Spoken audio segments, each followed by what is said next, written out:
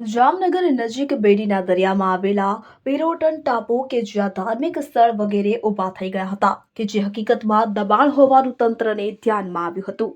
અંદાજે 4,000 ચોરસ ફૂટમાં ફેલાયેલા ધાર્મિક દબાણ ઉપર તંત્રનું બુલડોઝર ફર્યું છે. જામનગરની હિન્દુ સેના સહિતના અનેક સંસ્થાના લોકોએ દબાણ દૂર કરવા માટેની રજૂઆત કરી હતી. દરમિયાન આજે સવારે પોલીસ તંત્ર દ્વારા સમગ્ર ઓપરેશનને પાર પાડ્યું.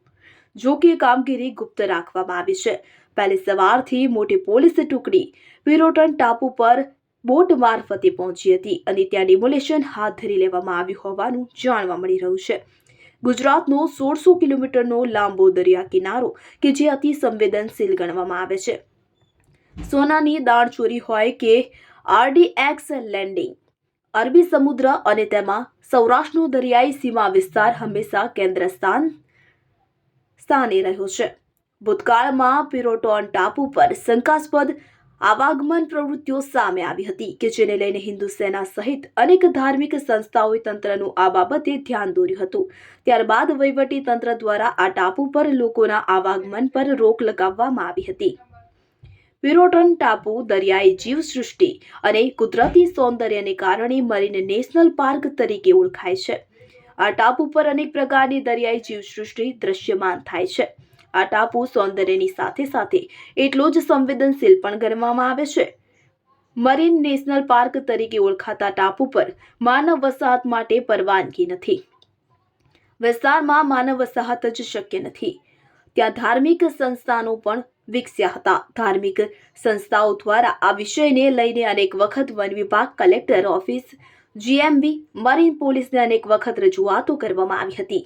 2019માં મુદ્દો પ્રકાશમાં આવતા ખૂબ જ ચર્ચામાં રહ્યો હતો કે જ્યાં એક દરગાહ તેમજ 6 મજાર સહિતના બાંધકામ ઊભા થયેલા હોવાનું જાણવા મળ્યું હતું કે જે તમામ ધાર્મિક સ્થળના બાંધકામો દૂર કરી લેવામાં આવ્યા હોવાનું પણ જાણવા મળી રહ્યું છે.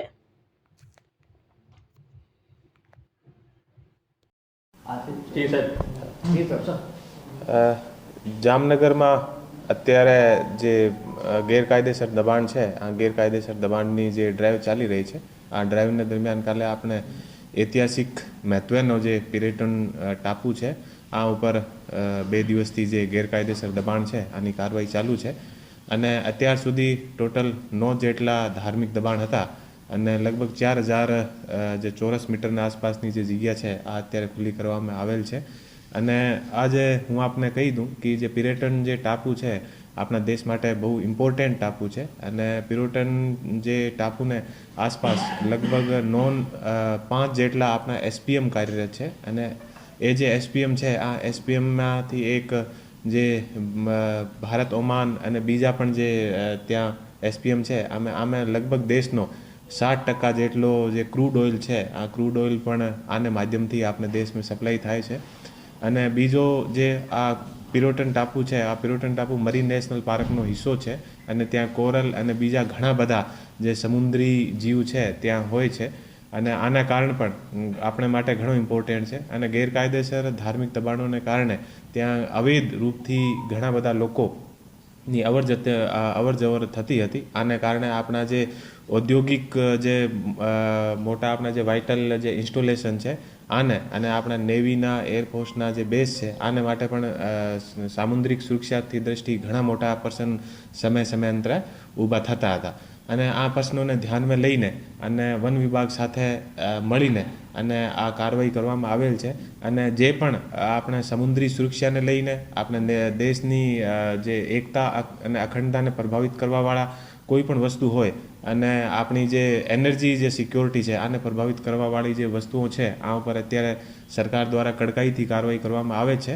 અને આના ભાગરૂપે આ જે કાર્યવાહી થઈ છે. અને અત્યારે પણ જે સી એરિયા છે આ સી એરિયાની આસપાસ કોઈ પણ પ્રકારનો ગેરકાયદેસર ધાર્મિક દબાણ અને બીજા કોઈ દબાણ છે આને હટાવવાની કાર્યવાહી જે વન વિભાગ છે, જિલ્લા વહીવટીતંત્ર છે, બધા સાથે મળીને ચાલુ રહેવાની છે. સર, કેવા પ્રકારનું દબાણ હતું અને કેટલા ફૂટમાં દબાણ છે તે રહેલું હતું અને એને દૂર કરવામાં આવ્યું છે? આપને બધાને ખબર છે કે પિરોટન એક ઐતિહાસિક ટાપુ છે અને બહુ ઇમ્પોર્ટન્ટ છે. અને આપણે જામનગરનો એક પ્રતીક ચિહ્નના રૂપમાં પણ પિરોટીન છે. આના ઉપર 9 જેટલા ધાર્મિક દબાણ બની ગયા હતા અને આ દબાણને લગભગ 4000 વર્ગ મીટરની આસપાસની જગ્યાને કવર કરી લીધી હતી અને આના કારણે આપણે પિરોટીન ટાપુ પર ના જવાનો પણ એક જાહેરનામું પણ કરેલો છે. આને બાવજૂદ ઘણા બધા લોકો ગેરકાયદેસર રૂપથી ત્યાં જઈને અને દેશની સુરક્ષા માટે ઘણા બધા પર્સન ત્યાં ઊભા થતા હતા, તો એ દબાણો દૂર કરવામાં આવેલ છે.